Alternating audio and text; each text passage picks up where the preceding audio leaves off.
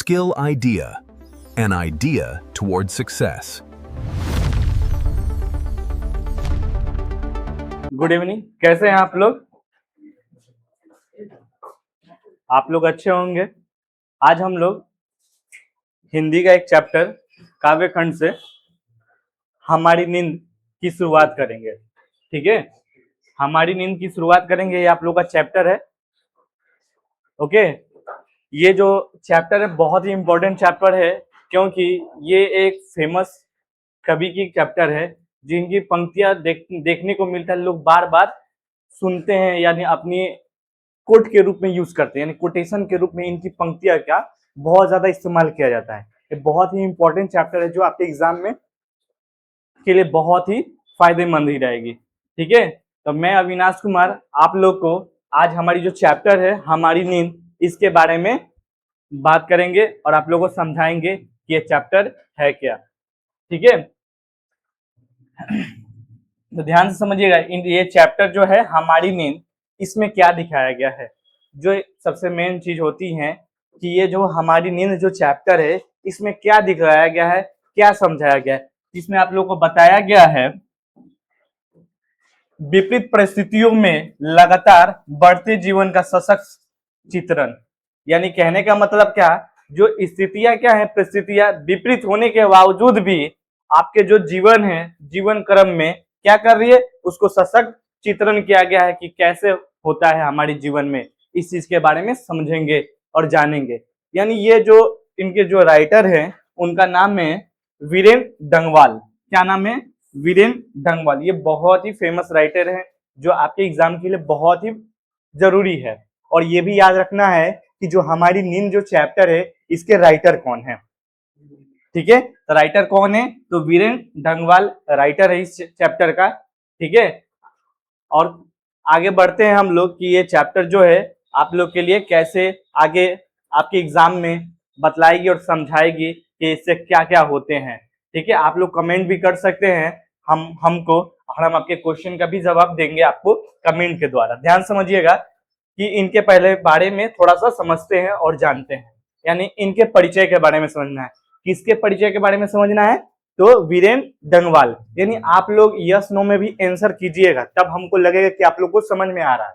Okay, ये चीज है, क्योंकि जब तक आप लोग से इंटरेक्ट नहीं हो पाएंगे तब तक हमको कैसे लगेगा कि आप कैसे समझ पा रहे हैं। हाँ, हेलो शाकिल अहमद, ठीक है, कमेंट करते रहिए। तो ये चीजें समझना है कि आप लोग को क्या हमसे कैसे आप लोग कनेक्ट हो पा रहे हैं, मेन वो चीजें हैं। क्योंकि क्लासरूम का मतलब ये नहीं कि हम आपको बस पढ़ा के यहाँ से चले जाए।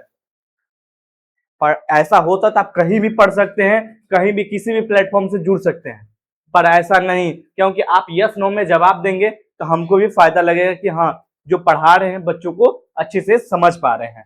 तो ये चीजें समझना है और जानना है।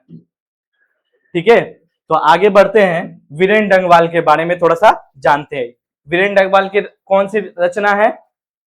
हमारी नींद। तो ध्यान से समझिएगा, जो इनका जो जन्म हुआ है इसके बारे में समझते हैं। 5 अगस्त 1947 को कीर्ति नगर, टिहरी गढ़वाल, उत्तरांचल यानी उत्तराखंड। ठीक है, उत्तरांचल यानी उत्तराखंड। कौन सा? उत्तराखंड। अब ध्यान से थोड़ा सा समझना है ये क्या है। आप लोग को फिर से एक बार ध्यान में समझना है कि जो इनका जन्म होता है 5 अगस्त को 1947 को कीर्ति नगर, टिहरी गढ़वाल। यहीं से आप लोग एक फेमस चीज देखे होंगे। कौन सा? तो नमक सत्याग्रह आंदोलन, ये चिपकू आंदोलन के बारे में सुने होंगे। तो वहां के जो फेमस सुंदरलाल बहुगुणा जो थे, वो टिहरी गढ़वाल से लीड कर रहे थे, शुरुआत किए थे इस चीजों को। तो इस सब चीजों को जानना है और समझना है। तो आगे हम बढ़े, क्या समझ में आ रही है आप लोगों को चीजें? आगे समझते हैं कि इनका जो जन्म हुआ उत्तराखंड यानी उत्तरांचल में हुआ। प्रारंभिक शिक्षा मुजफ्फरपुर नगर। ठीक है, मुजफ्फरनगर में, जो सहारनपुर, कानपुर और बरेली और नैनीताल में हुआ। देखिए, इनका जो प्रारंभिक शिक्षा यानी जो पहली शिक्षा जो थी, जो प्राथमिक शिक्षा थी, वो मुजफ्फरनगर, सहारनपुर, कानपुर, बरेली और नैनीताल। अब ध्यान से चीजों को समझना है, क्योंकि आप लोग को मैं बता दूं, यही वो व्यक्ति हैं, इंपॉर्टेंट पर्सन, इनके बारे में थोड़ा सा मैं बता दूं कि आप लोग को जान लीजिए कि ये यूपी और उत्तराखंड पहले एक ही था, ठीक है। यूपी और उत्तराखंड दोनों एक ही था, प्रशासनिक क्रम से इसको क्या किया गया, अलग किया गया। तो इसको ध्यान में रखना, यानी इनका जन्म देखा जाएगा उत्तर प्रदेश में ही हुआ था, परंतु वो जो जब क्षेत्र देखा जाएगा बंटवारे के बाद तो किस क्षेत्र में चला गया, उत्तराखंड में। तो यह चीजें आप लोगों को समझ में आ रही है। उच्च शिक्षा के लिए कहां चले गए, तो इलाहाबाद विश्वविद्यालय। आपको समझ में आ रहा है इलाहाबाद क्यों गए, क्योंकि पहले वही था से एमए किए, एमए यानी मास्टर ऑफ आर्ट्स की डिग्री किए तथा आधुनिक हिंदी कविता के मिथकों और प्रतीकों पर डिलेट की उपाधि धारण की। यानी जितने भी मिथक होते हैं, जितने भी झूठे अफवाहें होती हैं, उस पर भी इन्होंने क्या किया, रिसर्च किया, इसके बारे में पढ़ाई की कि जितने भी हमारे सामाजिक जीवन में जितने भी मिथक हैं यानी झूठी चीजें हैं, उसके बारे में इन्होंने क्या किया, पढ़ाई किया। ओके, और इसकी उपाधि भी प्राप्त की। कौन सी उपाधि प्राप्त की, डिलेट की उपाधि प्राप्त की गई। किसको मिली ये उपाधि, वीरेंद्र डंगवाल को। ठीक है, कोई दिक्कत आप लोगों को। अध्यापन और पत्रकारिता, अध्यापन समझ रहे हैं, और पत्रकारिता 1971 में बरेली कॉलेज में अध्यापन करना शुरू, यानी पढ़ाना शुरू कर दिए हैं। और साथ ही साथ हिंदी और अंग्रेजी दोनों में सक्रिय पत्रकारिता करने लगे। यानी ये न्यूज़पेपर से रिलेटेड चीजों में क्या करने लगे, पत्रकार देखते हैं तो पत्रकारिता ये करने लगे। ठीक है, जैसे अमर उजाला के संपादक सलाहकार तथा अमृत प्रभात के घूमता आईना स्तंभ लेखन। अब ध्यान से समझना है, ये जो अमर उजाला है ये बहुत ही फेमस था उस समय का, जो पत्रिका, जो मेन पत्रिका थी जब हमारे देश के बाद, तो ये अमर उजाला बहुत ही फेमस। किसी से भी पूछिएगा तो वो बता देंगे कि अमर उजाला क्या है। ये बहुत ही फेमस क्या है, पत्रिका है। ठीक है, इसके हाँ बाद का सबसे मेन जो फेमस पत्रिका है उसमें इसका नाम आता है अमर उजाला का। ठीक है, तो क्वेश्चन पूछ दिया जाएगा कि अमर उजाला का सलाहकार के लेखक सलाहकार कौन थे, तो कौन थे, वीरेंद्र डंगवाल। कोई दिक्कत, कोई समस्या आप लोगों को। अब आगे बढ़ते हैं। तथा अमृत प्रभात में घूमता आईना स्तंभ लेखन, यानी एक प्रकार का जो अमृत प्रभात जो चलता था, इसमें एक अच्छे व्यक्ति के रूप में, एक अच्छे पर्सन के रूप में इनका बहुत अमृत प्रभात में नाम हुआ। नहीं होता है कि घूमता हुआ आईना एक प्रकार के इन्हें कहा गया। किस प्रभात को लेकर, तो अमृत प्रभात को लेकर। पर सबसे ज्यादा एग्जाम में अगर क्वेश्चन पूछेगा तो क्वेश्चन पूछेगा अमर उजाला के सलाहकार कौन थे। ठीक है, क्योंकि ये क्यों पता है, क्यों इंपॉर्टेंट है, हाँ ये उसमें एक नाम आता है प्रसिद्ध के तौर पे। तो कोई दिक्कत इसमें आप लोग को। तो एक बार फिर से रिकॉल करते हैं, वीरेंद्र डंगवाल का जन्म कहाँ हुआ, 5 अगस्त 1947 को। कहा, कीर्तिनगर, टिहरी गढ़वाल, उत्तराखंड। कोई दिक्कत। प्रारंभिक शिक्षा यहाँ हुआ, मुजफ्फरनगर, सहारनपुर, कानपुर, बरेली, नैनीताल। इन्होंने क्या किया, इन्होंने 1971 में बरेली कॉलेज में अध्यापन शुरू कर दिया, यानी पढ़ाने का कार्य शुरू कर दिया। और साथ ही साथ अमर उजाला का क्या रहे, तो सलाहकार रहे। कोई दिक्कत, कोई समस्या आप लोगों को इसमें। ठीक है, तो ये चीजें आप लोगों को समझ में आ रही है। तो क्या हम लोग आगे बढ़े, तो हम लोग आगे बढ़ते हैं। अब ध्यान समझना, कुछ और इनके बारे में जानते हैं कि क्या बातें हैं, जो विशेष बातें हैं जो इनको विशेष बनाती हैं। ठीक है, तो ध्यान समझिए, प्रमुख कृतियां इसी दुनिया में, कौन दुनिया में, इसी दुनिया में पहला कविता संग्रह दुष्चक्र में अस्पष्टता। ठीक है, दुष्चक्र में अस्पष्टता। अब ध्यान समझिएगा, ये VVI क्वेश्चन है। कैसा क्वेश्चन है, VVI। कौन सा क्वेश्चन है, VVI क्वेश्चन है। क्वेश्चन पूछ दिया जाएगा आपसे, फिर से ध्यान समझिए, इसी दुनिया में, ये इसी दुनिया कब लिखा गया, 1991 में। इसी दुनिया में कब लिखा गया, 1991 में। ये एग्जाम में पूछा गया प्रश्न है। क्वेश्चन पूछ देगा इसी दुनिया कब लिखा गया, 1991 में। इसी दुनिया के लेखक कौन है, वीरेंद्र डंगवाल। कोई दिक्कत, कोई समस्या। पहला कविता संग्रह था इसी दुनिया, किसकी थी, तो वीरेंद्र डंगवाल की थी। दुष्चक्र में अस्पष्टता। अब देखिए अनुवाद कार्य क्या थे। तुर्की में नाजिम हिकमत, पोब्लो नेरुदा, बर्तोलत ब्रेख्त आदि विश्व कवियों की कविताओं का पहल पहल पुस्तक के रूप में अनुवाद किया। इन्होंने क्या किया कि बहुत चीजें भी अलग अलग देशों की पत्रिकाओं का इन्होंने ट्रांसलेट किया, समझ रहे, अनुवाद करना, यानी इन्होंने क्या किया, अनुवाद किया किस किस के, तो ये तुर्की के नाजिम हिकमत, ठीक है, इसका पत्रिका का क्या क्या है, इसका इन्होंने क्या, इस कवि का कविता का क्या क्या हिंदी में क्या किया, ट्रांसलेट किया यानी अनुवाद किया। पबोलो नेरुदा, बर्तोलत ब्रेख्त आदि जितनी भी कविताएं थी उसका इन्होंने क्या किया, हिंदी में अनुवाद किया। कोई दिक्कत, तो ये याद रखिएगा, नाजिम हिकमत, ठीक है।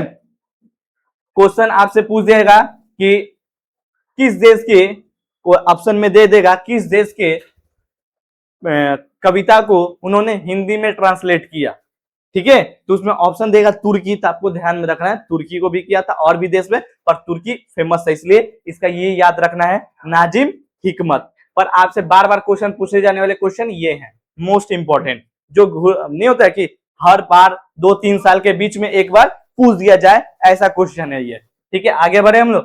काव्य शैली समाज के साधारण जनों और हाशियों पर स्थित जीवन का विलक्षण चित्रण, तत्सम, तद्भव और देशज शब्दों का प्रभावशाली प्रयोग किया गया, ठीक है। इनके द्वारा हुआ क्या कि समाज के साधारण जनों, माने समाज में लोग, जैसे लोग गरीब लोग जी रहे हैं, इनके बारे में ये जानते समझाते, लोगों को बताते अपनी पत्रिका के आधार पर, चाहे अपनी कविता के आधार पर, ऐसा ये क्या करते हैं, बताते हैं, ठीक है। आगे बढ़ते हैं। इन्होंने अपने रचना में तत्सम शब्द, तद्भव शब्द और देशज शब्द का प्रयोग किया, ठीक है, तो ये चीजें ध्यान में रखना है।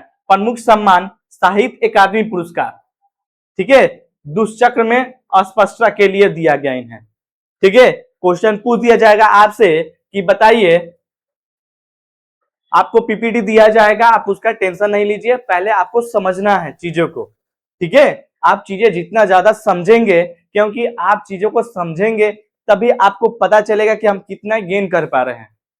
मेन है कि कॉपी में उतारना एक प्रकार का क्या है, कॉपी में ही रह जाएगा, पर आप दिमाग में कितना कॉपी कर पा रहे हैं, वो चीजें बहुत ही इंपॉर्टेंट होती हैं। तो ये समझना बहुत जरूरी है, क्योंकि आपको एक सब्जेक्ट नहीं पढ़ना है, आपको बहुत सारे सब्जेक्ट पढ़ना है जो आपको बोर्ड एग्जाम के लिए पर्पज से, तो ये ध्यान में रखें। अभी तक क्वेश्चन पूछ देंगे कि हमारी नींद के लेखक कौन है, तो आप लोग तुरंत बताएंगे वीरेंद्र डगवाल। आप लिखेंगे तो लिखेंगे, वो उसके आगे ध्यान में नहीं आएगा, पर एक बार याद रहेगा कि हमारे नींद के लेखक सर बताए हैं, बार बार बोले हैं, तो आप लोग को याद रहेगा, क्योंकि ये आपको ऑब्जेक्टिव में बहुत फायदेमंद होगी, ठीक है।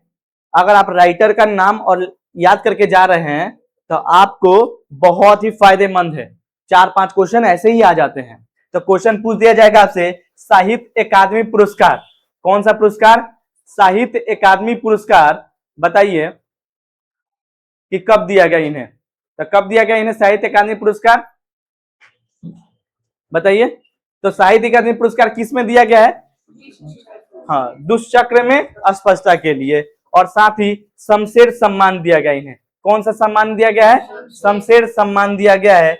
और श्रीकांत वर्मा स्मृति पुरस्कार, रघुवीर सहाय स्मृति पुरस्कार, ये सब इनको क्या दिया गया है, पुरस्कार दिए गए, यानी पुरस्कार से नवाजा गया। देखते हैं कि जितने भी हमारे इंडिया लेवल के स्पोर्ट्स होते हैं उनको पुरस्कार दिया जाता है, ठीक उसी प्रकार जब आपके एग्जाम में क्वेश्चन पूछेगा तो ये सबसे ज्यादा इंपॉर्टेंट क्वेश्चन है, साहित्य अकादमी पुरस्कार इन्हें किस लेखन यानी किस कविता के लिए दिया गया था, दुष्चक्र में अस्पष्टता के लिए, दुष्चक्र में अस्पष्टता के लिए। फिर से एक बार इस चीज को रिकॉल कर देते हैं आप लोग के सामने, ध्यान समझिएगा। आप लोग को बताना है कि इसी दुनिया कब लिखा गया, 1991 में, यानी 1991 में, ठीक है। ये मोस्ट इंपॉर्टेंट क्वेश्चन है आपके बोर्ड के एग्जाम में। इसी दुनिया के लेखक कौन है, आप, वीरेंद्र डंगवाल, ठीक है। आगे बढ़ते हैं। इसमें से निकालने वाले जो क्वेश्चन है, जो आपके एग्जाम के लिए क्वेश्चन पूछ दिया जाएगा कि बताइए वीरेंद्र डंगवाल को किस कविता या किस रचना पर उन्हें साहित्य अकादमी पुरस्कार दिया गया है, तो क्या होगा, दुष्चक्र में अस्पष्टता के लिए। तो कोई दिक्कत आप लोगों को, कोई समस्या? ठीक है, तो ये चीजें ध्यान में रखना है। अब इसके बारे में थोड़ा सा समझते हैं, उनकी जो कविता है उसके बारे में थोड़ा सा हम लोग समझते हैं। ठीक है, तो ध्यान से समझिएगा। ये जो अब देखिए एक मोस्ट इंपॉर्टेंट ये, ठीक है, अब ध्यान से समझना है कि एक एक पॉइंट को इसलिए बताया जा रहा है क्योंकि आप लोग समझ में आए। क्वेश्चन पूछ दिया जाएगा कि हमारी नींद कहां से ली गई है, माने किस, इनकी कौन सी कृति से ली गई, इनकी कौन सी रचना से ली गई है, तो दुष्चक्र में अस्पष्टता। ठीक है, दुष्चक्र में अस्पष्टता इससे लिया गया है। कोई दिक्कत, कोई समस्या? क्वेश्चन पूछ देगा हमारी नींद बताइए किस इनकी रचना से लिया गया है, तो दुष्चक्र में अस्पष्ट। कोई दिक्कत, कोई समस्या आप लोगों को? आप ध्यान समझें, हमारी नींद कविता का मूल भाव क्या है, इसके बारे में ध्यान से समझना है। हमारी बेपरवाही, हमारी सुविधा भोगी और आराम पसंद जीवन शैली का प्रतीक है। जो हमारी सुविधा भोगी है, जितने भी हम अपने दैनिक जीवन में जितने भी सुविधाओं के लिए जितने भी चीजों का क्या करते हैं, उपयोग करते हैं, वो क्या हो जाएगी, सुविधा भोगी हो जाएगी।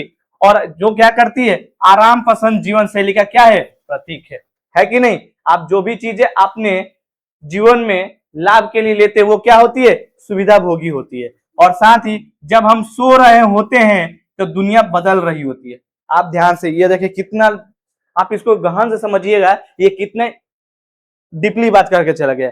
आप ध्यान समझिए, आप लोग यहाँ पढ़ रहे हैं, कोई ऑनलाइन पढ़ रहा है, कोई ऑफलाइन पढ़ रहा है, अभी इस बैच की बात कर रहे हैं, कोई कुछ और काम कर रहा होगा, है कि नहीं?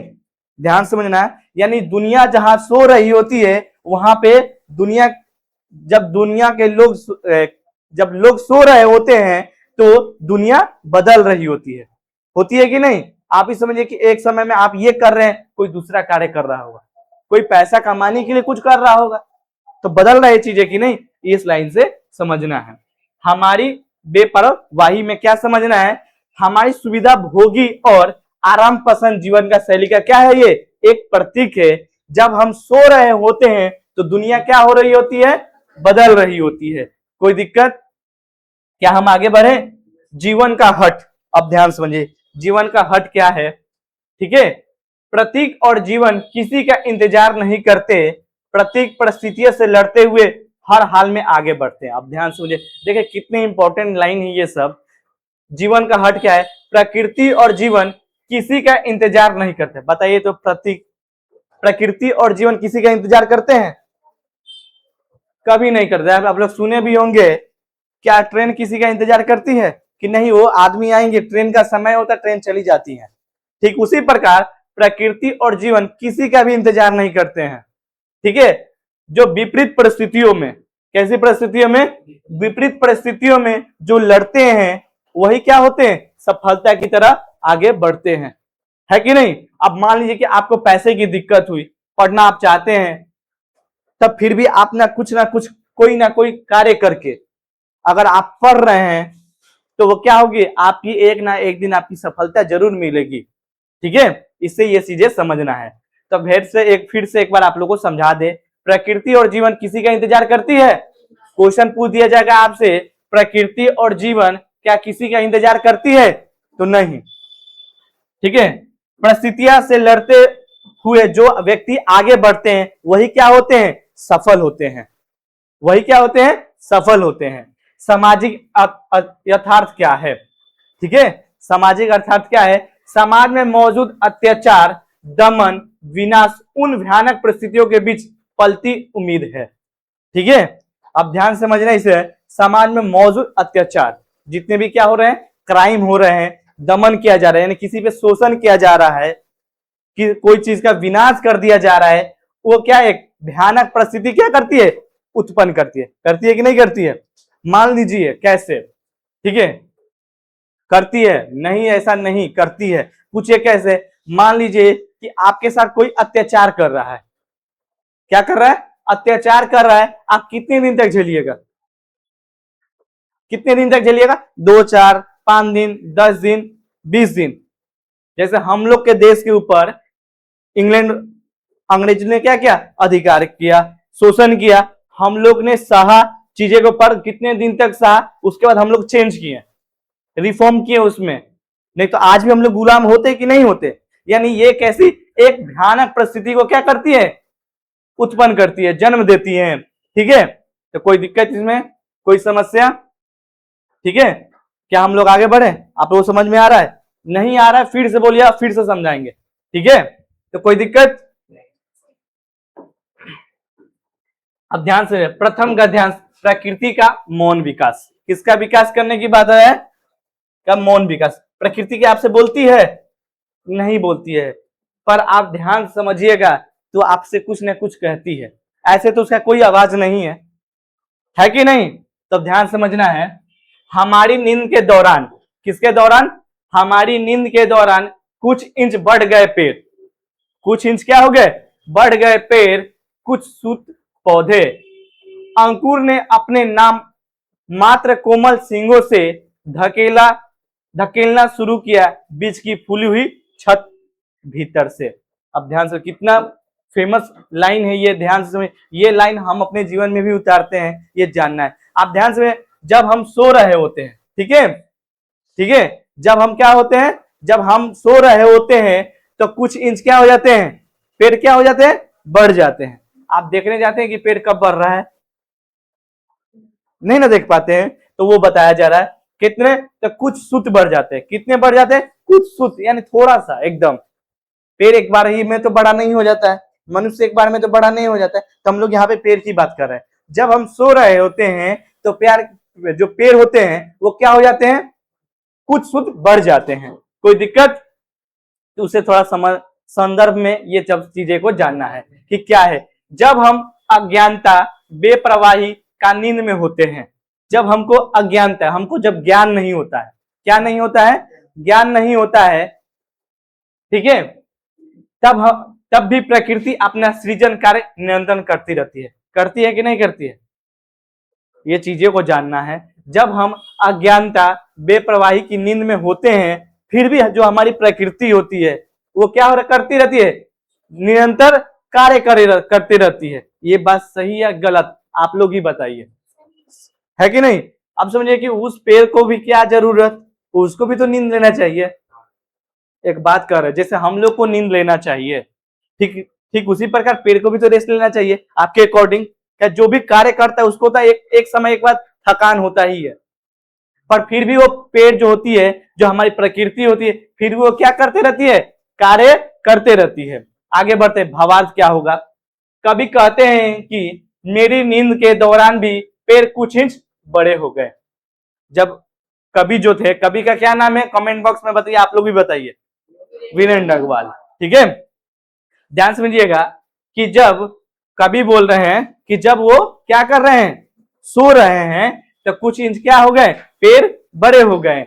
एक छोटे से बीज के भीतर से नवजात अंकुर अपनी पूरी ताकत लगाकर बीज के कठोर आवरण यानी छत को तोड़कर बाहर निकलना शुरू करते। देखते हैं कि नहीं, कि जब भी एक बीज को हम लोग डालते हैं, ठीक है, मिट्टी के अंदर, तो क्या करता है उसके लिए, तो वो जो मिट्टी का जो सरफेस होता है वो तो उसके लिए कठोर होता है कि नहीं होता है?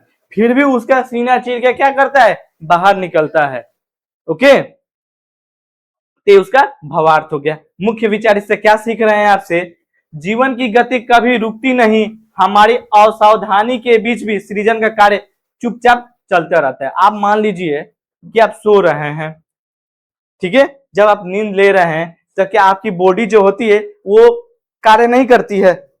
जाहिर सी बातें करती है, नहीं तो अगर कार्य नहीं करती तो आप सोते सोते सो गए होते, सोते सोते सो गए होते। बात सही है या गलत? तो ध्यान समझना है कि इसमें एक चीज को पॉइंट आउट करना है। क्वेश्चन पूछ दिया जाएगा कि हमारी नींद के दौरान कुछ इंच बढ़ गए पेड़, कुछ शुद्ध पौधे, अंकुर ने अपने नामात्र कोमल सींगों से धकेलना शुरू किया बीज की फूली हुई छत भीतर से। आप इसके बारे में बोल देगा कि इसका भावार्थ लिखिए। क्या लिखना है?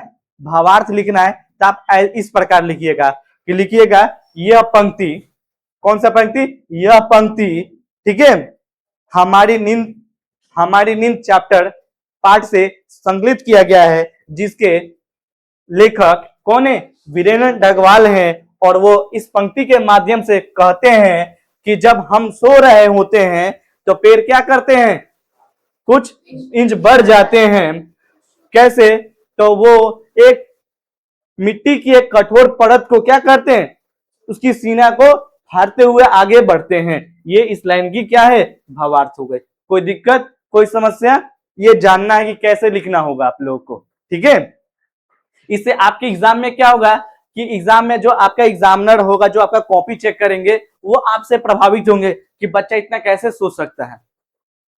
ये चैप्टर को आप तुरंत कैसे हिट कर पा रहे हैं कि ये वीरेंद्र डगवाल की ही लिखी हुई है, तो उससे एग्जामिनर भी सोचेगा ना कि बच्चा पढ़ा हुआ है। समझ रहे हैं मेरी बातों को? ये होती है। तो कोई दिक्कत इसमें? तो क्या हम लोग आगे बढ़े? द्वितीय पद्यांश क्या है, इसके बारे में थोड़ा सा समझते हैं। जीवन की क्षण भंगुरता और त्रासदियों के बारे में थोड़ा सा ध्यान समझिए। इसको देखिए, फिगर को, ये त्रासदी है कि नहीं? हिरोशिमा के बारे में आप जानते हैं, इसके पिछली कक्षाओं में पढ़ के आए, वहां पे भी त्रासदी हुआ था। ठीक उसी प्रकार की त्रासदी की बात कर रहे हैं। एक मक्खी का जीवन क्रम पूरा हुआ। एक मक्खी का जीवन क्रम क्या होता है? पूरा होता है।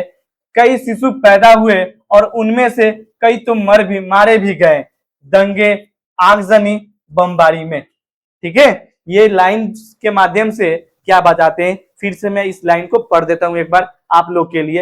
एक मक्खी का जीवन क्रम पूरा हुआ, ठीक है, कई शिशु पैदा हुए और उनमें से कई तो मारे गए, दंगे में, आगजनी में, बमबारी में। आप देखते हैं जब आप अस्पताल जाते हैं तो देखते हैं कि बहुत सारे शिशु यानी बच्चे बच्चियां जन्म लेते हैं, कोई तो वहीं पे डेथ कर जाते हैं। तो केवल तो ये एक ही आप जो जब एक ही अस्पताल में, तो आप एक ही अस्पताल में जाएंगे? पूरे कितने सारे अस्पताल होंगे? पूरे विश्व में कितने सारे अस्पताल होंगे? इसके बारे में ये बोलते हैं। ठीक है, तो क्या बोलते हैं? मानव निर्मित त्रासदियों के बीच आम जीवन की दुर्दशा और क्षणभंगुरता के बारे में थोड़ा सा समझते हैं। ठीक है, कि आम जीवन, जो हमारी जीवन चल रही है, ठीक है, उसके बारे में। कभी एक तुच्छ जीव मक्खी की बात का उदाहरण करते हैं, क्योंकि मक्खी का जीवन काल क्या होता है? ज्यादा दिन का नहीं होता है। आप भी मान लीजिए मक्खी आई, आपके सर पे बैठ गई, चाहे आपकी नाक पे बैठ गई, तुरंत उसका मृत्यु निश्चित। एक बात बता रहे हैं, होता है कि नहीं होता है आप लोग के सामने? कि आप अगर पढ़ रहे हैं तो होता क्या है कि, ठीक है, फिर से ध्यान समझना है कि जूही कुमारी लिख रही है कि सर समझ में नहीं आ रहा है, फिर से समझा रहे हैं। यही जो लिखे हैं यही नहीं समझ में आ रहा है कि दूसरा चीज नहीं समझ में आ रहा है? बता देंगे, फिर से समझा देंगे। ऐसा कुछ नहीं है कि नहीं समझा जाएगा, आपको समझाया जाएगा। ठीक है, तो फिर से एक बार समझते हैं कि इस लाइन को फिर से एक बार पढ़ देते हैं आप लोग के लिए। एक मक्खी का जीवन क्रम पूरा हुआ, कई शिशु पैदा हुए, उनमें से कई तो मारे भी गए। कैसे? तो कोई दंगे में, आगजनी यानी आग लगने के कारण, और कुछ बमबारी में यानी युद्ध के दौरान। ठीक है, मानव निर्मित त्रासदी, ये जितने भी बम गोला गिराया जा रहा है ये प्रकृति द्वारा है? नहीं ना, ये मैन मेड है, यानी मानव द्वारा बनाया गया क्या है? ये सब त्रासदी है। ठीक है, भावार्थ, कभी एक तुच्छ जीव यानी मक्खी का उदाहरण लेते हुए कहते हैं कि हमारी नींद के दौरान ही उसका पूरा जीवन चक्र समाप्त हो जाता है। बात सही है कि नहीं? एक मक्खी का जीवन क्रम क्या होता है? जब हम सोए रहते हैं तब तक उसका जीवन क्रम समाप्त हो जाता है। ठीक है, ऐसा कौन बोल रहे हैं? वीरेंद्र डगवाल। ठीक है, इसी बीच अनगिनत बच्चे का भी जन्म ले लेते हैं। बात सही है कि नहीं है? जब आप सो रहे होते हैं तब बहुत सारे बच्चे भी क्या लेते थे? जन्म लेते हैं। ठीक है, और मानव क्रूरता, एक तो मानव कितना भयानक आदमी है, यानी मानव अपनी कठोरता के कारण जैसे दंगों, आगजनी और बमबारी में अकाल मृत्यु का शिकार हो जाते हैं। ये भी बात एकदम सही है। फिर से एक चीज को फिर से एक बार रिकॉल करते हैं आप लोग को। कवि वीरेंद्र डगवाल कहते हैं कि जब हम सो रहे होते हैं तो मक्खी का जीवन क्रम क्या हो जाता है? समाप्त हो जाता है, यानी मक्खी का समय समाप्त हो जाता है। और साथ ही साथ क्या होता है कि कुछ अनगिनत बच्चों का भी क्या होता है? जन्म होता है जब हम सो रहे होते हैं। और साथ ही साथ मनुष्य कितना कठोर है। कठोर कहने का मतलब निर्दयी है कि वो लोगों को दंगे में मार देते हैं, या आगजनी में मार देते हैं, या बमबारी के द्वारा मार देते हैं। ये बात आप लोग जानते हैं कि नहीं? जैसे हिरोशिमा पे, आप लोगों में बता दूं कि हिरोशिमा पे जो बम गिराया गया था, आज भी वहां पे ये चीजें देखने को मिलती है कि वहां के लोग कैसे पैदा लेते हैं। आया चीजें समझ में आ रही है आप लोग को? तो आप लोग कमेंट भी किया कीजिए कि आ रहा है कि नहीं, ऐसे हम क्या समझेंगे कि हाँ समझ में आ रहा है। ध्यान समझिएगा, मुख्य विचार के रूप में, हमारी नींद उदासीनता के दौरान ही दुनिया में भयंकर विनाश और अत्याचार घटित हो रहे हैं, जिनका शिकार मासूम हो जाते हैं। बात सही है कि नहीं? ध्यान समझिएगा कि कहना क्या चाह रहे हैं कि जब हम अपनी नींद को ले रहे होते हैं, ठीक है, तो कई मासूम भी लोग मारे जाते हैं। जैसे कैसे? आप फॉर एग्जांपल आप देख सकते हैं कि युद्ध चल रहा था इजराइल में, देख रहे हैं ना, इजराइल का युद्ध चल रहा था, हम लोग यहाँ पे चैन की नींद ले रहे थे, वहां पे मासूम लोगों को दोनों देश के लोगों द्वारा मारा जा रहा था। ऐसा नहीं कि एक देश के लोगों द्वारा, उसमें मासूम लोगों की क्या कोई है, कोई उसमें उनमें कोई उन्होंने कुछ बोला किसी को नहीं, फिर भी मरे जा रहे हैं कि नहीं? ये एग्जाम्पल हुआ, कोई दिक्कत? ठीक है। तृतीय पदयांश क्या है? अज्ञानता और आडंबर का शोर। आडंबर यानी झूठी चीजों के बारे में शोर करने के बारे में समझाया जा रहा है। ध्यान समझना है। आप लोग समझ में आ रहा है कि नहीं आ रहा है? ठीक है, अब ध्यान समझना है कि अज्ञानता और आडंबर का शोर क्या है।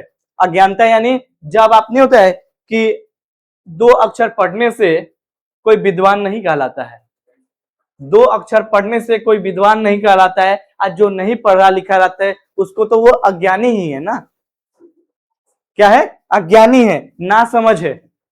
ठीक है। और आडंबर का शोर यानी भ्रांतियां। भ्रांतियां कहने का मतलब, आडंबर कहने का मतलब क्या है? भ्रांतियां यानी झूठी, हाँ, बेतुकी बातें, झूठी बातें। ठीक है, ये सब चीजें होती हैं। तो ध्यान समझे, गरीब बस्तियों में भी धमाके से हुआ देवी जागरण। ठीक है, कौन सा जागरण हुआ? कहने का मतलब गरीब बस्तियों में भी धमाके से हुआ देवी जागरण लाउड स्पीकर पर। अब ध्यान समझना है कि ये क्या कर रहे हैं। देखिए कि इसके बारे में एक बार फिर समझते हैं, फिर एक बार रिकॉल करके बताएंगे। संदर्भ, शोषित वर्ग का अंधविश्वास और दिखाओ में उलझाए रखने की विडंबना। कैसे? अब ध्यान से, भावार्थ, जो लोग अत्यंत गरीब हैं, जो लोग क्या है? अत्यंत गरीब हैं, जिनके पास आज कमाएंगे तो कल खाएंगे, ऐसे लोग की बात की जा रहा है। जिनके पास जीवन की मूलभूत सुविधाएं जैसे भोजन नहीं है, शिक्षा नहीं है, तक भी नहीं है, वे भी आडंबर में फंसे हुए हैं। इन गरीब बस्तियों में लाउड स्पीकर के कौन फोड़ू शोर के साथ देवी जागरण जैसी गतिविधियां होती हैं।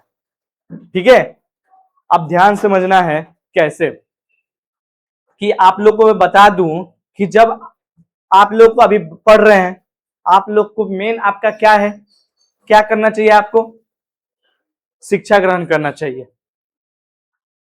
आप लोग, अंबेडकर जी की एक लाइन है, शिक्षा वो शेरनी का दूध है, शिक्षा वह शेरनी का दूध है जो जितना पिएगा उतना दहाड़ेगा, और उसकी दहाड़ बहुत दूर तक जाएगी। ठीक है, यानी पहली फोकस आपकी किसके ऊपर होनी चाहिए? शिक्षा के ऊपर होनी चाहिए। ठीक है, फिर भी लोग क्या रहे, जितने भी गरीब लोग हैं, जितने भी गरीब लोग हैं, जिनके पास ना भोजन है ना वो शिक्षा ग्रहण कर पाते हैं, वो लोग क्या हैं? तो आडंबर में खोए हुए हैं। वो लोग क्या करेंगे? तो लाउड स्पीकर बजा के देवी जागरण करेंगे। आप मान लीजिए कि अगर शिक्षा, अगर देवी जी की पूजा करने से अगर आ जाती, तो आप लोग यहां पढ़ने आते? नहीं ना आते। ठीक है, ये सब चीजें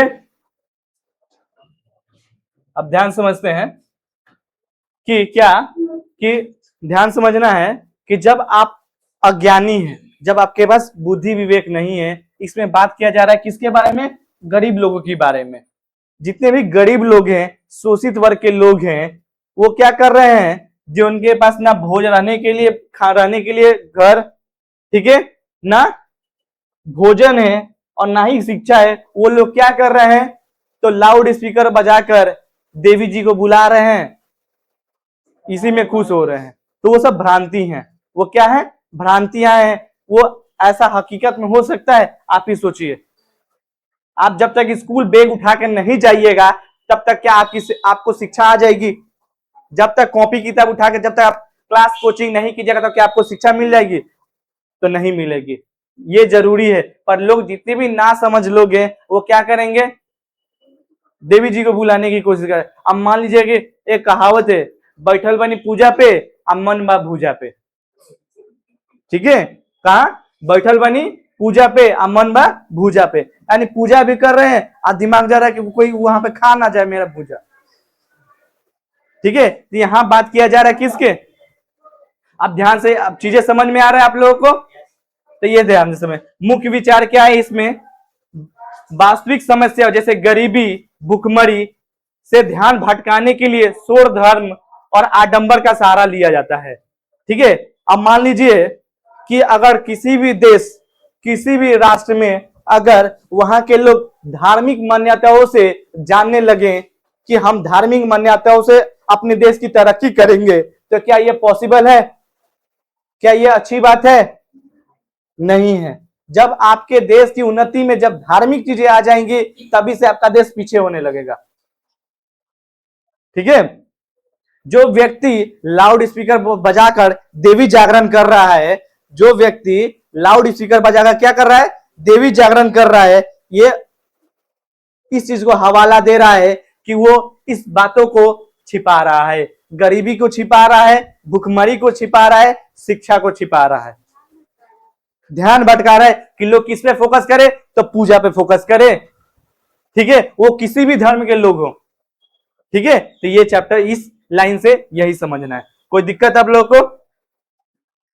आगे बढ़े थे। दमन के विरोध जीवन का हट क्या है? दमन के विरोध जीवन का हट क्या है, इस लाइन को एक बार पढ़ते हैं। यानी साधन तो सभी जुटा लिए अत्याचारियों ने, मगर जीवन हठीला फिर भी बढ़ता ही जाता आगे हमारी नींद के बावजूद। ठीक है, इस लाइन के बारे में थोड़ा सा जानते हैं। संदर्भ में क्या बातें की जा रही है? अत्याचारियों के दमन के खिलाफ जीवन की अजय शक्ति कैसे? भावार्थ, समाज में शोषकों, अत्याचारियों के जनता को दबाने के साथ आधुनिक साधन तथा हथकंडे अपना लिए गए हैं, लेकिन जीवन बड़ा हठीला यानी जिद्दी है। हमारी गहरी नींद यानी अज्ञानता के बावजूद यह रुकता नहीं बल्कि विपरीत परिस्थितियों को चीरता हुआ आगे बढ़ता है। अब ध्यान समझते हैं कैसे। अभी आप लोग फिलहाल एक न्यूज बहुत चर्चित में देख रहे हैं कि लोग पेपर लीक के बारे में मुद्दे उठा रहे हैं, जंतर मंतर पर क्या बैठ रहे हैं, तो धारणा दे रहे हैं। वो किसके लिए दे रहे हैं कि आने वाले जो आपका भविष्य है वो किस पे फोकस करे, तो शिक्षा पे फोकस करे, एजुकेशन को बढ़ाए।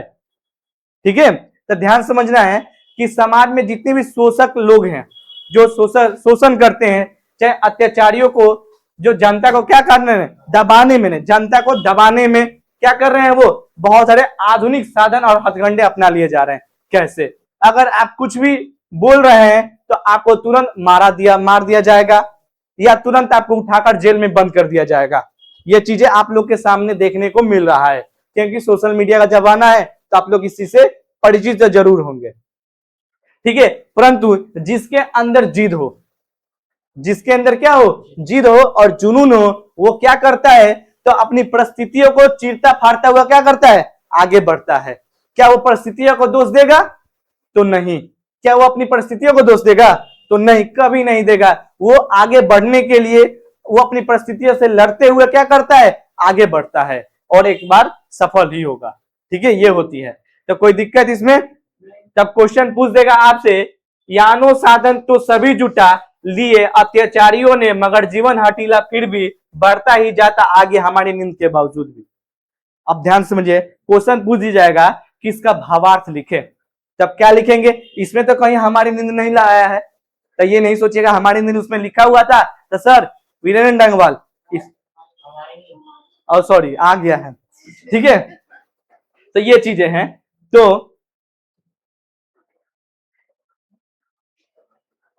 ठीक है, आगे बढ़ते हैं। तो इसमें कैसे लिखेंगे तो ध्यान से समझना है।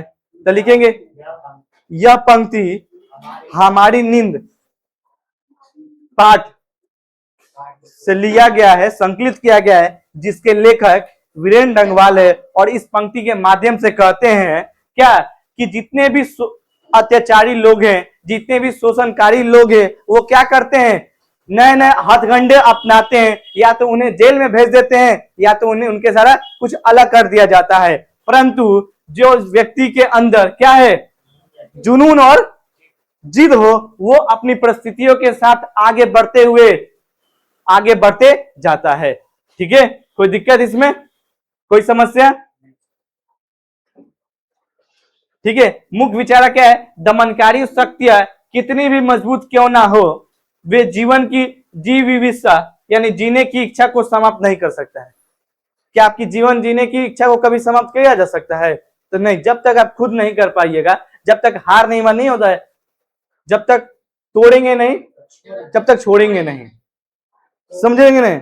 यानी अभी आपका एग्जाम है, बोर्ड का एग्जाम है, तब क्या करेंगे, तोड़ेंगे नहीं, बोर्ड में अच्छा मार्क्स लाके तोड़ेंगे नहीं, तब तक छोड़ेंगे नहीं। ये आपका संघर्ष होना चाहिए, ये आपका कोट होना चाहिए कि जब तक तोड़ेंगे नहीं, जब तक छोड़ेंगे नहीं।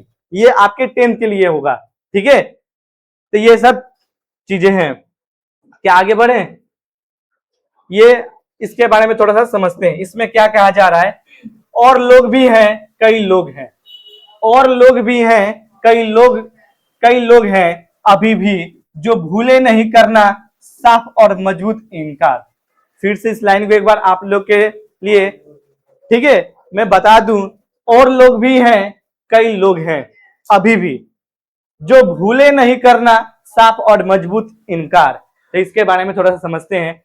क्या है, अन्याय के खिलाफ प्रतिरोध और संघर्ष की उम्मीद।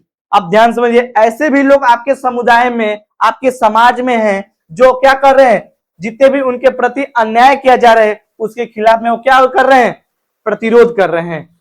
ठीक है, और साथ ही साथ अपना संघर्ष भी कर रहे हैं। ऐसे लोग दिखते हैं कि नहीं दिखते हैं? अब एक व्यक्ति ऐसे दिखते हैं, आगे समझते हैं। भावार्थ, कभी आशावादी स्वर में कहते हैं, इसी दुनिया में अभी भी ऐसे बहुत से लोग जीवित हैं जिनकी चेतना सोई नहीं है, जिसकी चेतना यानी विचार क्या है, अभी तक सोई नहीं है। वे जानने की इच्छा रखते हैं, वे अत्याचार, अन्याय और गलत बातों के सामने झुकना नहीं जानते। क्या ऐसा चाहते हैं? जो हार नहीं मानेंगे, वे आज भी हर गलत चीजों को पूरी दृढ़ता मजबूती के साथ इनकार करना यानी ठुकराना नहीं भूले हैं। यानी कहने का मतलब क्या है कि वैसे भी लोग इस समुदाय, इस समाज, इस दुनिया में हैं, जो आज भी क्या करते हैं, चेतना उनकी समाप्त नहीं हुई है, यानी उनकी जानने की इच्छा अभी भी समाप्त नहीं हुई है। परंतु होता है क्या, वो न्याय और गलत बातों के खिलाफ अपना मुद्दा रखते हैं। ऐसे हैं कि नहीं लोग? अभी आप लोग के साथ गलत होगा तो अपनी मुद्दा रखेंगे कि नहीं रखेंगे? जाहिर सी बात है, रखेंगे। तो ऐसे लोग भी हैं। ऐसा इस पंक्ति के आधार पे कवि, कौन से कवि, वीरेंद्र डंगवाल जी बताते हैं। कोई दिक्कत? मुख्य विचार, सामान्य प्रतिरोध और मानवीय गरिमा आज भी क्या है, जिंदा है। ठीक है, और यही दृढ़ इनकार एक बेहतर और अन्यायपूर्ण कल की नींव है। बात सही है कि नहीं? अगर आप अपना स्टैंड नहीं लीजिएगा तो कल की नींव कैसे रखिएगा, रख पाइएगा? यानी अभी आपको स्टैंड लेने की समय है, तो आपको क्या करना होगा, लेना होगा। कोई दिक्कत? निष्कर्ष ध्यान समझते हैं चीजों को। ठीक है, इसमें क्या है कि नींद का वास्तविक अर्थ क्या है, किसके अकॉर्डिंग? हाँ, वीरेंद्र डंगवाल यानी कवि जी के अकॉर्डिंग। यह नींद केवल शारीरिक नींद नहीं है। क्या ये शारीरिक नींद की बात कर रहे थे पूरे चैप्टर में? तो नहीं, ये हम लोग की सोने की बात तो नहीं कर रहे थे, केवल उसी की पॉइंट नहीं है, बल्कि हमारी सामाजिक, राजनीति, अज्ञानता, उदासीनता और सुविधा भोगी मानसिकता का प्रतीक है।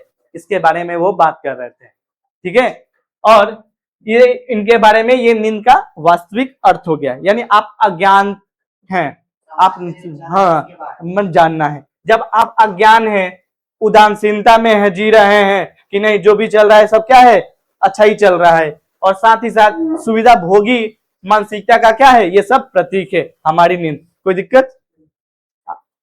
समांतर दुनिया, जब हम बेपरवाह होते हैं तब भी दुनिया नहीं रुकती, प्रकृति अपना सृजन करती रहती है। ये बात सही है कि नहीं है? आप तो अभी पढ़े नहीं पढ़ेंगे, मान लीजिए आप क्लास में हल्ला कर रहे हैं, बात कीजिएगा, ठीक है, इससे आपकी दिक्कत होगी, आपकी वो समस्या है, पर जो व्यक्ति पढ़ेगा उसका बोर्ड का एग्जाम में रिजल्ट और आपका बोर्ड के एग्जाम में रिजल्ट में अंतर फर्क और दिखने लगता है।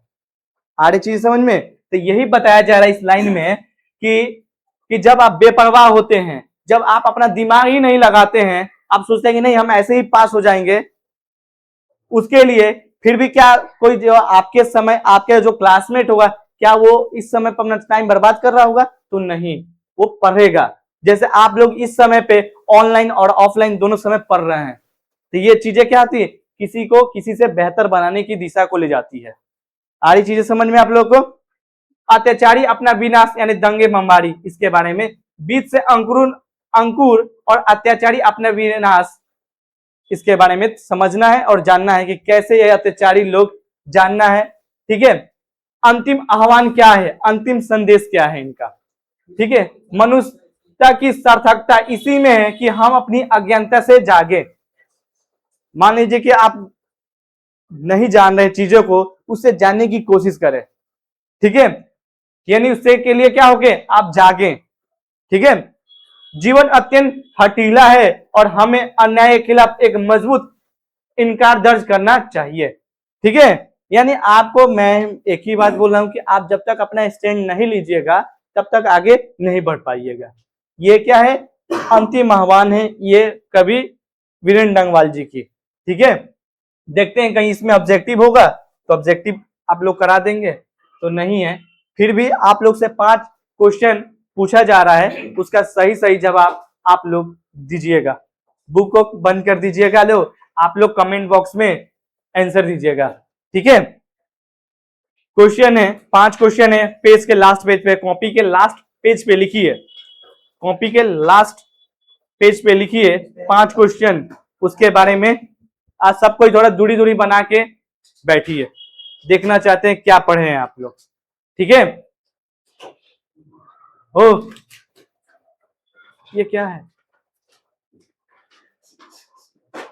चलिए पहला छोटी साइड, प्लीज आप भी साइड, सब कोई साइड हो जाए, ध्यान समझना है। पहला क्वेश्चन वीरेंद्र डंगवाल जी का, पहला क्वेश्चन है वीरेंद्र डंगवाल जी का जन्म कब और कहां हुआ था? ऑनलाइन वाले भी लोग इस क्वेश्चन का आंसर देंगे, कमेंट बॉक्स में आप लोगों का आंसर देखा जाएगा और चेक किया जाएगा कि आप सही में जवाब दे रहे हैं या गलत। ठीक है, पहला क्वेश्चन क्या है, वीरेंद्र डंगवाल जी का जन्म कब और कहां हुआ? Next question, next question, next question बोले, पहला क्वेश्चन क्या हो गया, दूसरा क्वेश्चन लिखिए, वीरेंद्र डंगवाल जी की कृति का नाम लिखें जो अभी आप पढ़ रहे थे। वीरेंद्र डंगवाल जी का कृति का नाम लिखे जो अभी आप पढ़ रहे थे, कौन से चैप्टर आप अभी पढ़ रहे थे उसके बारे में। हाँ, पहला सही जवाब है शकील अहमद जी का, बहुत अच्छी। सेकंड क्वेश्चन सुनिए आप भी कि जो अभी चैप्टर पढ़ रहे थे उसका क्या नाम है, जो वीरेंद्र डंगवाल जी का हो गया। हाँ, आप इसमें से चेक करके लिख रही हैं, हाँ ध्यान से, बहुत ही अच्छा जवाब है आपका। थर्ड क्वेश्चन कि जो ये चैप्टर है, देखिए हमारी नींद, आंसर ही दे रहे हैं, हमारी नींद चैप्टर कहां से संकलित की गई है, हमारी नींद चैप्टर कहां से संकलित की गई है? हमारी नींद चैप्टर कहां से संकलित की गई है? हमारी नींद चैप्टर कहां से संकलित की गई है? आप कमेंट बॉक्स में आंसर दीजिए। शकील अहमद, जूही कुमारी, आप लोग जवाब दीजिए, प्लीज जवाब दीजिए, आप लोग रिप्लाई कीजिए कमेंट बॉक्स में।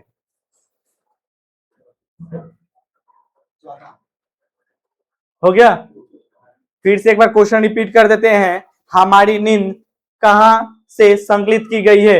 नेक्स्ट क्वेश्चन, हमारी नींद,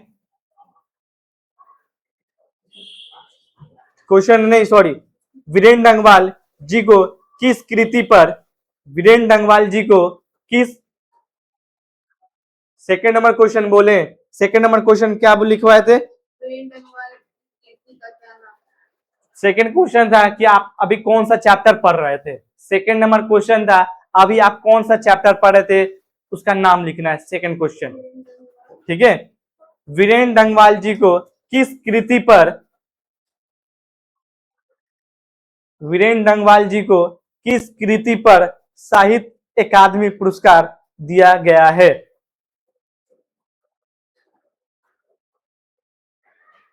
शकील अहमद, आप जरूर बताइए कमेंट बॉक्स में, आप बहुत एक्टिव हैं। जूही कुमारी, लिख लिया question, Virendra Dangwal, answer question भी लिखना होगा ना, ये आज का नहीं है। वीरेंद्र डंगवाल जी को किस कृति पर साहित्य अकादमी पुरस्कार दिया गया है? हो गया? नेक्स्ट क्वेश्चन, इसी दुनिया को, नेक्स्ट क्वेश्चन, इसी दुनिया को, नेक्स्ट क्वेश्चन, इसी दुनिया को कब लिखा गया है? इसी दुनिया को कब लिखा गया है? था सॉरी, लिखा गया था। चलिए